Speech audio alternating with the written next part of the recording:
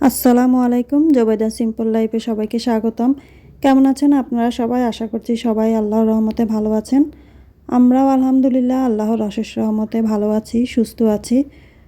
নতুন বছরের শুভেচ্ছা জানিয়ে নতুন আরও একটি ব্লগ শুরু করতে যাচ্ছি। আশা করছি আপনাদের ভালো লাগবে। দোয়া করি নতুন বছরটা যেন সবার জীবনে শান্তি বয়ে আনুক, সবাই যেন ভালো থাকে, সুখে থাকে, সবার মনের নেক আশাগুলো যেন আল্লাহ পূরণ করে। সারা বিশ্বে যেন শান্তি ফিরে আসুক, সমস্ত অস্থিরতা, যুদ্ধ, বিগ্রহ যেন খুব শীঘ্রই বন্ধ হয়ে যায়। বিশেষ করে ফিলিস্তিনিদের উপর যেভাবে অন্যায়ভাবে অত্যাচার চালানো হচ্ছে, আমাদের ফিলিস্তিনি ভাই বোনদেরকে যেভাবে মারা হচ্ছে, সেটা যেন খুব শীঘ্রই বন্ধ হয়। ফিলিস্তিন যেন শত্রুমুক্ত হয় এবং স্বাধীনভাবে তারা মাথা উঁচু করে বাঁচতে পারে, সেই কামনাই করি।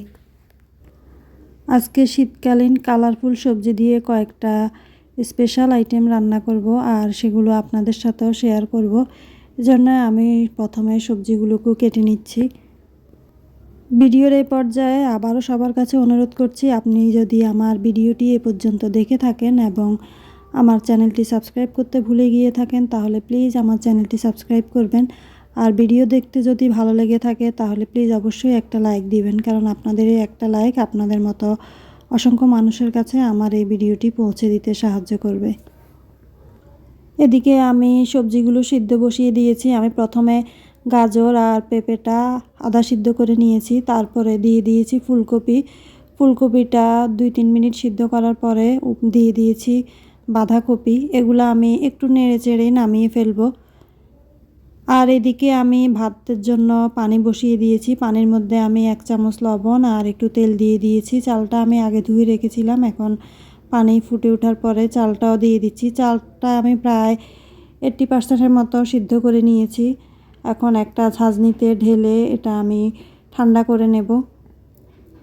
আর এখানে আমি মুরগিটা ম্যারিনেট করে রাখছি, সেজন্য এখানে আমি হাড়সহ মুরগি নিয়েছি।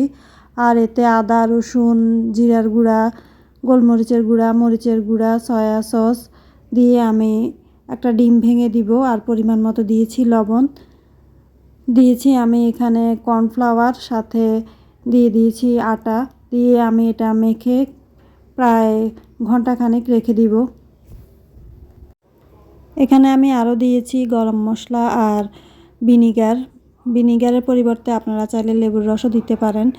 ভিনিগার অথবা লেবুর রস দিলে মুরগির যে একটা গন্ধ থাকে, সেই গন্ধটা আর থাকবে না। মুরগিটা মাখানোর পরে আমার কাছে একটু পাতলা মনে হয়েছে, সেজন্য আমি আরও একটু কর্নফ্লাওয়ার দিয়ে দিয়েছি।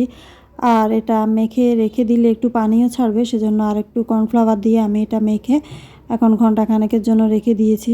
আর এইদিকে আমি সবজি রান্না করব, সেজন্য আমি কড়াইতে তেল দিয়ে তেলটা গরম হওয়ার পরে আমি আদা বাটা এবং রসুন বাটা দিয়ে দিয়েছি। এটা এখন কিছুক্ষণ ভেজে নেব যাতে আদা রসুনের গন্ধটা চলে যায়। তো আদা রসুন কিছুক্ষণ ভাজার পরে আমি দিয়ে দিয়েছি কয়েকটা কাঁচামরিচ মাঝখান থেকে টুকরো করে। এখন দিয়ে দিচ্ছি মুরগির মাংস। মাংসটাকে আমি আগে সিদ্ধ করে একটু লবণ দিয়ে সিদ্ধ করে হাড় থেকে ছাড়িয়ে নিয়েছি। আমি এখানে বুকের মাংসটা ব্যবহার করেছি।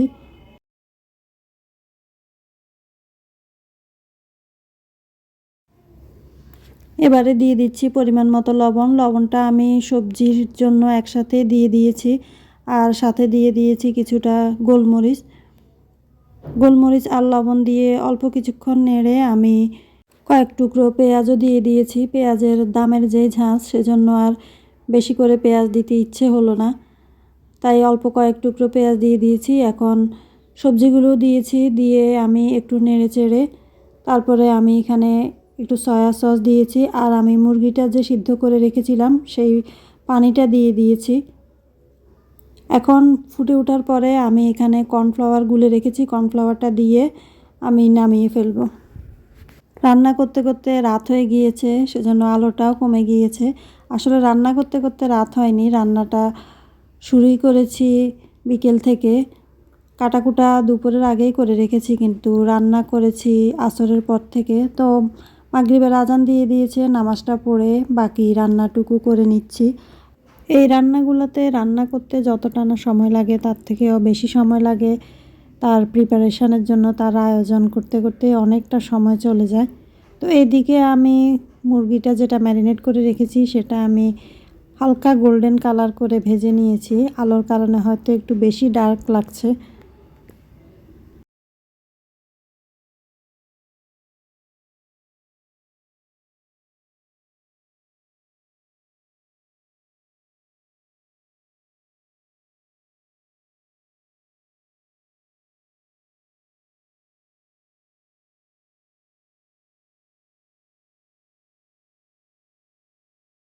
সবগুলো মুরগি ভেজে উঠিয়ে নেওয়ার পর আমি এখানে একটা কড়াইতে তেল দিয়ে তাতে আদা রসুন বাটা আর শুকনো মরিচ বাটা দিয়ে দিয়েছি। এটা আমি একটু ভালো করে ভেজে নেব। আমার মশলাটা ভালো করে ভাজা হয়ে গিয়েছে, একদম ভাজা ভাজা করে ভেজে নিয়েছি। ভালো করে না ভাজলে শুকনো মরিচের কাঁচা গন্ধটা থেকে যাবে, এজন্য ভালো করে ভেজে নিয়েছি। তারপর দিয়ে দিয়েছি পেঁয়াজ কলি আর দিয়ে দিয়েছি টুকরো করা পেঁয়াজ। এগুলা দিয়ে কিছুক্ষণ নেড়ে চেড়ে নিব।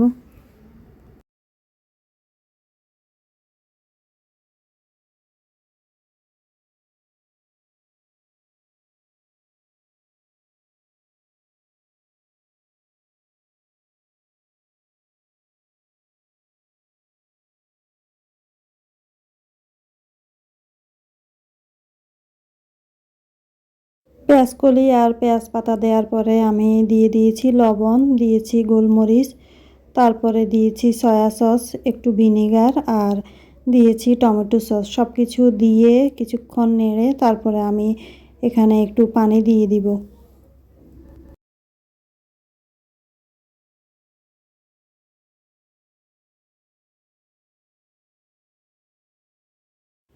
পানি দেওয়ার পর আমি এতে হাফ চামচের মতো চিনিও দিয়েছি আর এখন দিয়ে দিচ্ছি ভেজে রাখা মুরগিগুলো।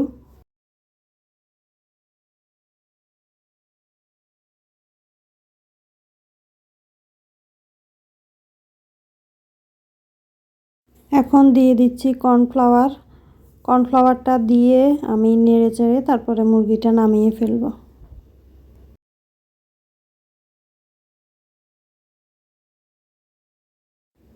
এদিকে আমার ছেলে চলে এসেছে আমাকে সাহায্য করার জন্য।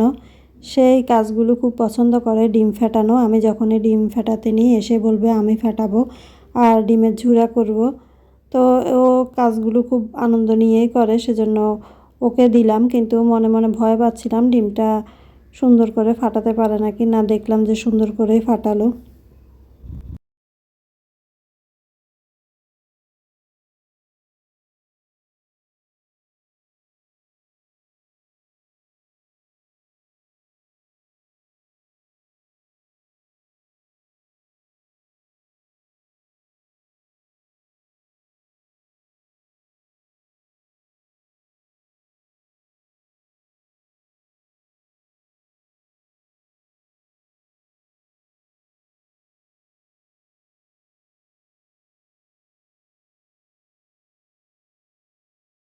ডিম ভেজে উঠিয়ে নেওয়ার পর এখানে আমি রাইসটা করে নিব। সেজন্য কড়াইতে তেলের মধ্যে আমি রসুন কুচি আর আদা কুচি দিয়ে দিয়েছি। এখন এগুলোকে হালকা বাদামি করে ভেজে নিব।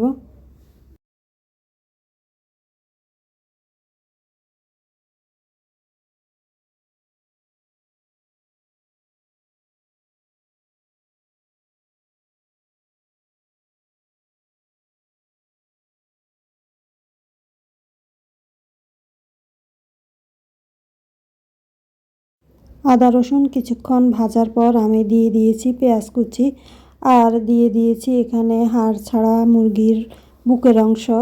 এটা দেওয়ার পরে আমি গোলমরিচ আর লবণ দিয়ে এটাকে ভেজে নিব কিছুক্ষণ।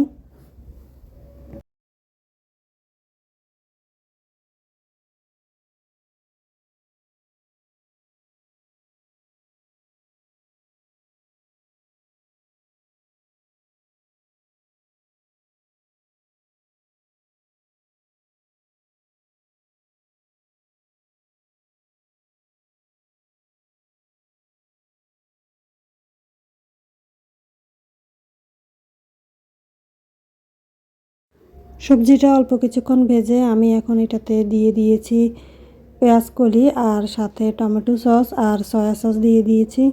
প্রায় 2-3 মিনিট নেড়ে চেড়ে আমি এখন রাইসটা দিয়ে দিচ্ছি। আমি সবগুলো রাইস একসাথে দিব না, প্রথমে কিছুটা দিব, দিয়ে নেড়ে চেড়ে বাকি রাইসটুকু দিয়ে দিব।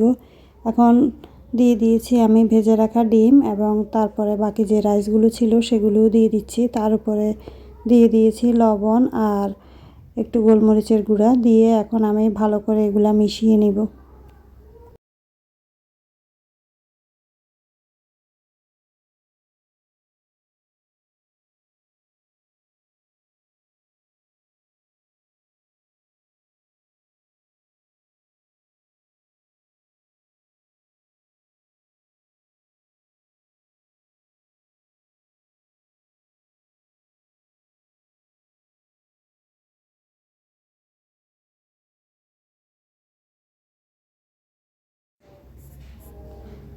এই ছিল আজকের আয়োজন। ভিডিওর একদম শেষ পর্যায়ে এসে গিয়েছি।